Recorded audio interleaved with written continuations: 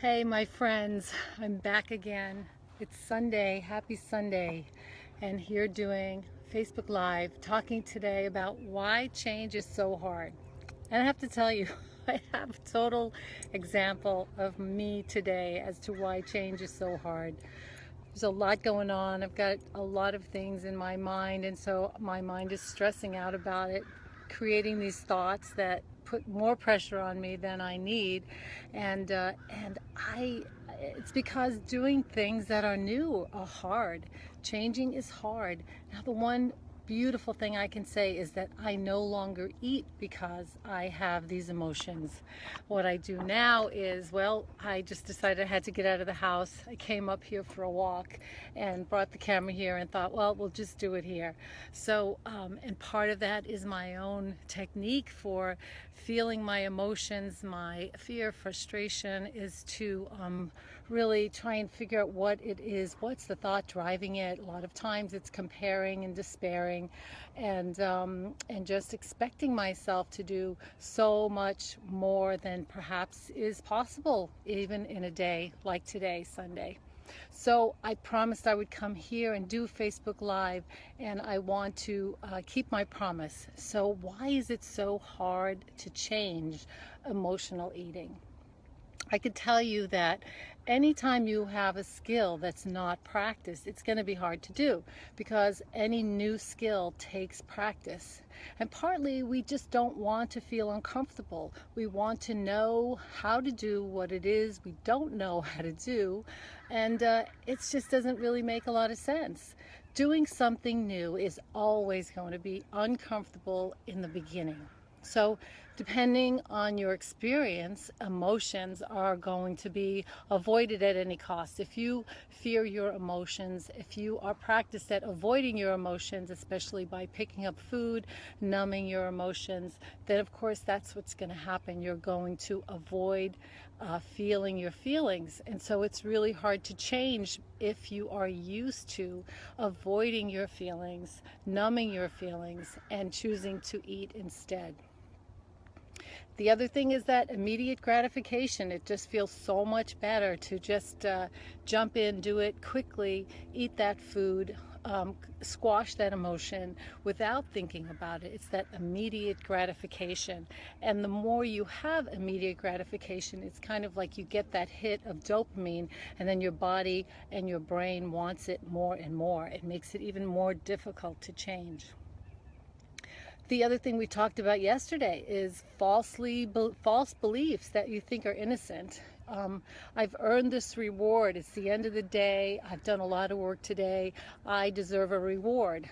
Um, Eating everything is bad for me. So why should I even bother choosing anything? Because it's all going to be determined to be bad for me.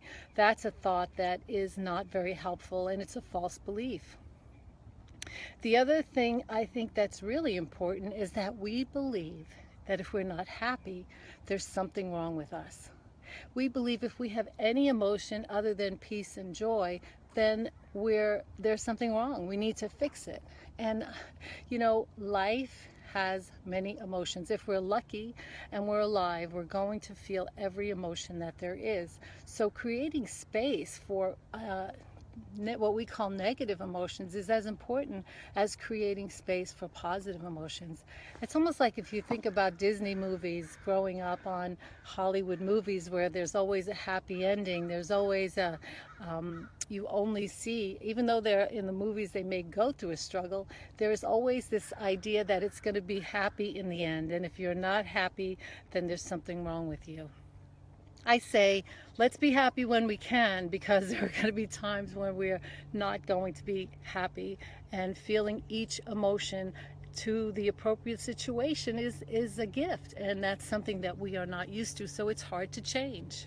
Of course, we have lifetime habits Habits are created by repeating something over and over again, and then the brain just does them automatically. So changing that is really difficult because you have to take the change and you have to implement it small bits over and over and over again to create the new habit. So when you have this homeostasis in your mind and your brain, they just want to continue on in the same way, it is going to be difficult to change. The other thing is that food is everywhere. So you have opportunities to grab something fast, something sweet, something salty everywhere you go. Every office is filled with snack food. There's vending machines. Everywhere we go, we're encouraged to snack. So changing the habit of snacking or grabbing is going to be a little bit more difficult because it's everywhere.